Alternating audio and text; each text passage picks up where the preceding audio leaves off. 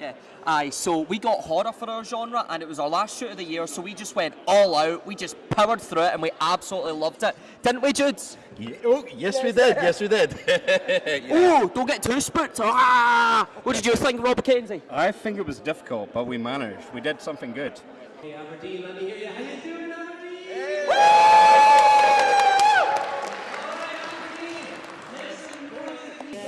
Make some noise, if you may, a movie. Yeah. We did. Totally honest with you, this film project would be totally impossible, not possible in any way, without the support of our wonderful friends at the Belmont. Can we have a round of applause for the Belmont?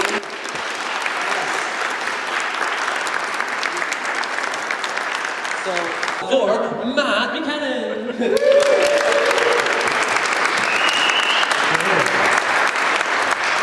Don't worry, I'm not going to hold up the films too long. I just wanted to say we were really, really happy when Sam and Louise approached us to be a part of this. Being a space for filmmakers in Aberdeen is a really important part of what the new Belmont is going to be all about. And everyone who lives, works and visits Aberdeen should have access to an independent cinema, and we're working tirelessly to make that happen for the people of Aberdeen. So, I was really excited, like I said, when Sam asked me about collaborating.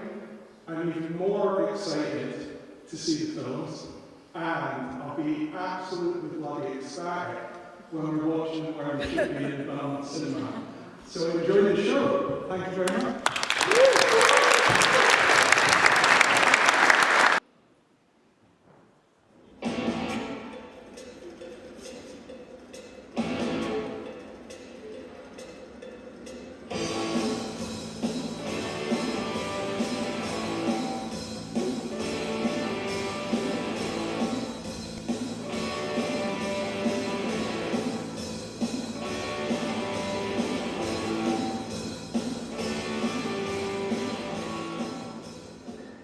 Let's start with Alex and just tell us, and we'll go down the line. Everybody tell us who you are, your film, and remind us of what film that was.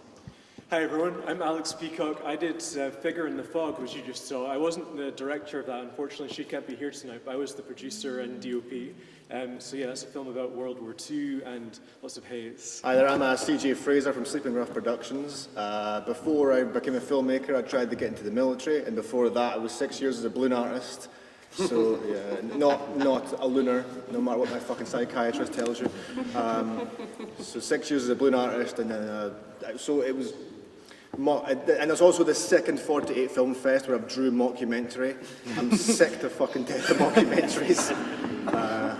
But let's try Inverness next year. If it's 3 for 3, then fuck it, I'll find someone else. My name is Grant Jameson. I'm from Inner Ring Collective, and we made Getaway. So this is the first time that we have ever done the 48-hour film festival. So it was definitely a trial by fire, but getting a single room movie was just so much fun, and especially the spy aspect, because ironically enough, I was rewatching the James Bond movies at the time, so I was already in the spy mindset. And I was so lucky to get to work with my amazing cast and my amazing crew. And also I just want to give a very quick shout out, because one of our crew who's here tonight, Andrew Walker, it's his 30th birthday today, so just... I'm Ben, team name is Big Joggetties. We did the one with the guys on the snowmobiles in the snow. I'm Douglas from Chaos Box. We did Enter the Bogle, so we did the first half horror, second half martial arts, kick-ass film. And yeah, team's here as well. Absolute shout out to them, great fun. This is our second Aberdeen one. I think we did better this time. It was a lot more relaxed, other than problems with the upload, which was the most stressful thing in my entire life. So I'm Grant. My team was S21 Studio, and we did the black and white spy handoff film. I'm Sam. I'm from the team Hod My Boz. We did the goofy cop adventure, I guess, that we opened with, and yeah, it's our second 40-hour Aberdeen, and we're going to come back and make more, I think. Hello, I'm Mason. I'm from Freshman Films. We made the one about the stand-up comic having a panic attack. Wild experience, way overshot it. Shot like a billion scenes, got to the edit, and then went, oh, don't know how to edit any of this together.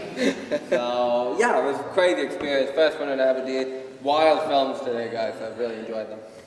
Thank you. We're at the Edge Films and we'd done the VAT, so it was a fish out the water film. And the worst part about our film was about an hour and a half before we were due to submit, we lost a good part of our film, which was, didn't know we were going to make the deadline, but we managed to make it work, and we're going to do a re-edit of it. Yeah. So I'm going to start with my friend Nicole at the end. But my question to you is about the 48-hour process. What did you have a favorite moment of the weekend? So maybe it was when you drew your genre, or it was during the shooting, or maybe it was tonight. So do you have a favorite moment you want to share? And we'll go with everybody coming back to Alex here. Well, to be honest, it was just submitting the film on time, because obviously about an hour and a half the editor was having a bit of a meltdown. It was like, we've deleted a good part of the film. So I was like, what do you need? He's like, we need hours to edit this, to redo it again. I says, no, we're going to make the deadline. So I was getting sound, and I can't believe we made the deadline. It was so many obstacles to get where we got to. I was being sick the whole way in the car to the location. The power bank wouldn't work as well. So we were in pitch black with a new power bank. So many obstacles, but my favourite moment was getting it in because of I had about 5 hours sleep the whole weekend as well. So that was my favourite part, was getting it in on time. I just always love going to shoot at the comedy club, man. Like, we went to go shoot the gig like live, so he was in character, and we like did the monologue with the entire everybody there, and doing we had like a 6-camera multicam, and he's the character, and it was just an awesome moment. And that's too bad in the final film I couldn't quite piece it all together, but I just love shooting comedy, so that was really fun. Favourite moment's tough. It's between two of them for me, both at the opening of the bar scene, where we did our match cut, where we pop up behind the bar. The first time seeing that in the rough cut, just made me laugh quite a lot. But also, the one that ties first, I think, is shooting the first lines of dialogue at the bar. Ashley had to, I don't know if anyone caught that he just spits out one of his blue forensics gloves out of his mouth. And he had to sit and hold that in with a straight face for the first portion of the scene for about, I don't know, 6 takes at least. And everyone had to just try and not laugh because you could tell he was holding it. It's just, yeah, we just had a lot of fun across the board really, but those are my 2 moments. I think for me and my team, I think tonight's probably our favourite moment because we're done for the year after today. Because this is the 7th one we've done this year. And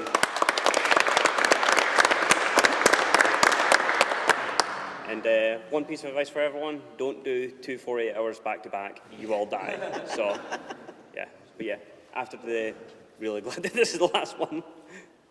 For me, the entire thing was just absolutely great fun this year. Really, really good. Really creative energy from all the cast and the crew, which is the 5 of us. Seeing our main actress playing a super evil CEO of an oil company was awesome. Seeing Josh dress up as the monster being covered in leaves. And then grating so much cheese as the prop was great fun as well. And I've never seen so many people laugh throwing a clump of cheese in someone's face. We did it multiple times, obviously, just to get the shot perfect. And that was really, really good fun. So yeah, amazing. We loved it this year. I think for me it would be Manuel, who composed ours, was working the entire weekend, and he did 2 different films for this.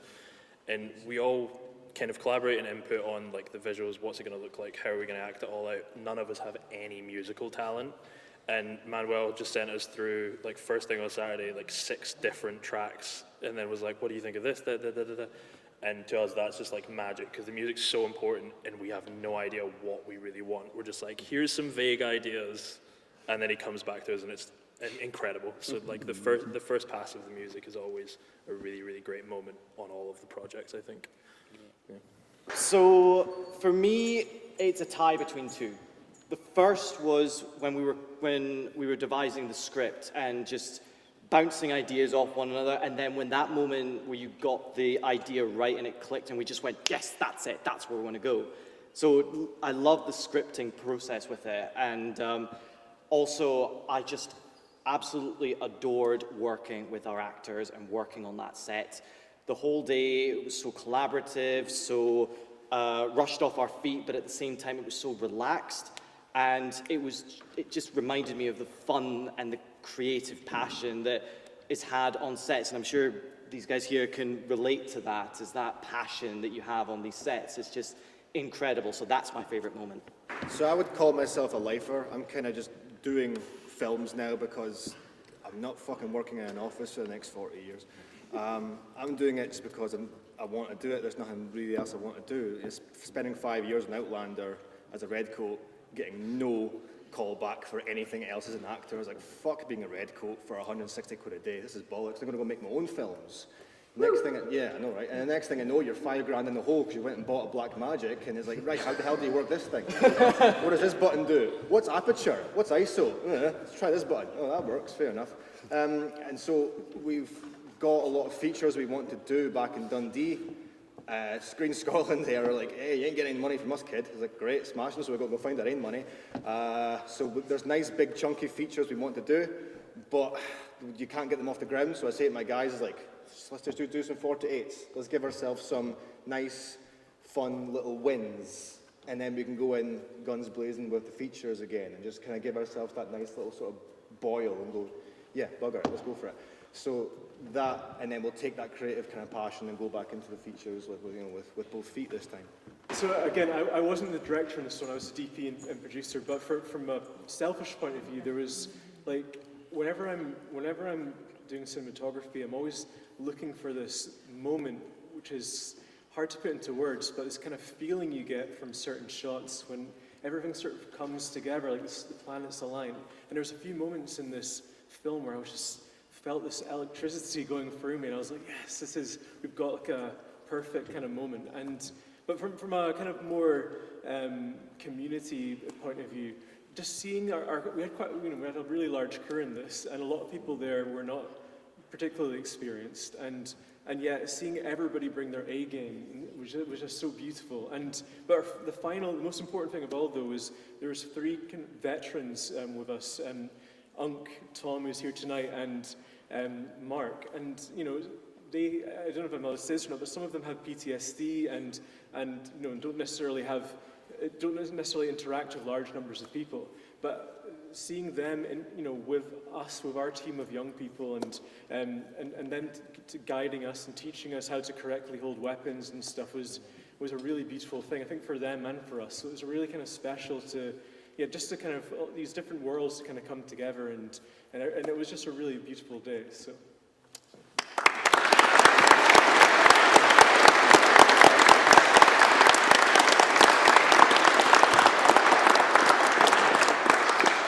Aberdeen, I think we can get 3 questions, and then we'll have a dinner break so everyone can get some grub before the next screening.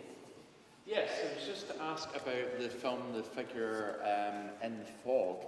I was just wanting to ask, how did you manage to get that beautiful, military base? It was actually a lady here tonight, the mother of one of our key actresses, Deborah, who and Gary, her husband, they had a contact there, and we were desperately trying to find a location, and we were looking at Airbnbs and stuff. It was all so boring. But then, they had a contact there. They arranged everything, and because the 48 is a sort of voluntary thing and people are not getting paid, that helped us to therefore get it for free, which made all the difference. So I have to hand it on to the Culty Bragging guys and to Deborah and Gary there.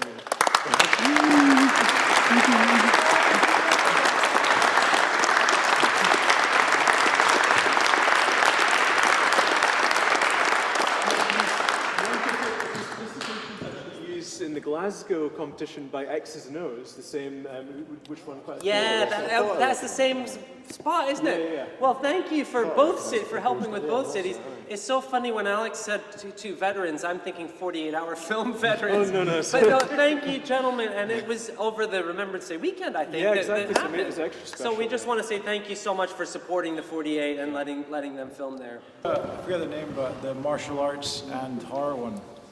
Did you plan that ending, or was that last minute? It was sort of planned originally.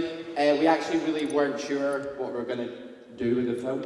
You get a There we go, I'm going to have a meltdown. Yeah, we couldn't decide, but yeah, pretty much on the Saturday morning we discussed it, this idea about breaking the fourth wall and panning out, and it was going to be all the actors, but due to time restraints you couldn't do that, so I just didn't know how to end the film, so yeah, it literally was just put the camera in front of me and have a breakdown, which was super, super easy to do, thankfully. But it was active, because it wasn't a stressful. It's such good fun, and anyone that hasn't done it before, recommend it, and it's brilliant to see so many people from Aberdeen as well representing a city that sits with the Belmont as well. I'm just getting very political now, but the Belmont as well. Huge things, it's really cool seeing it, so yeah. Thank you, great question, yes. I've got a question for Big Jaw Gettys. So, you know, obviously you guys always create these amazing VFX worlds. And I don't know if it's the person I want to ask this question to or not, or if it be your colleague over there, but how was the snowy kind of tundra? Was that a particularly hard location to that world to create? I think because there's so much light, do you think it'd be easier than normal, or was it a challenging one for you guys? Well, the tundra was quite an easy one, because after we started building it, we quickly realized, like, what the hell, half the environment just looks white behind them, you can't see shit. So, like, it's all been built, and I made it all bumpy, and there's a nice snow texture on everything, and you just can't see any of it, apart from a few trees. So it was probably the easiest one we've built, and for lighting on the day, it was the easiest lighting. We call it monolith lighting from our first film, where we just had ambient light, so we didn't have to worry about shining direct lights on the actors. We just say, okay guys, it needs to be nice and ambient, it needs to be nice and full, which is generally quite good for keying green screen, and it means that everything can go quite straightforward. So for us, this was quite a straightforward one, but it's all still an Unreal Engine, all the same stuff we always do, just quite a bit less in it, apart from the trees and the polar bear and the snowmobiles, that's it. You had quite a lot of dialogue in it compared to some of your films. They were really good. Thank you so much to the Belmont Cinema. Please grab one of their postcards, get involved, jump on their mailing list, find out more, and get involved. There are so many great places you can go to get some food. There's right across the street is Triple Kirk's. If you go down Belmont Street, there's loads of places, Ma Cameron's, loads of different options. We will open the doors for the next screening at 6:45, 6:45, and we're starting the next screening at 7. So join us there again for more films, and then of course afterwards the awards party. Thank you.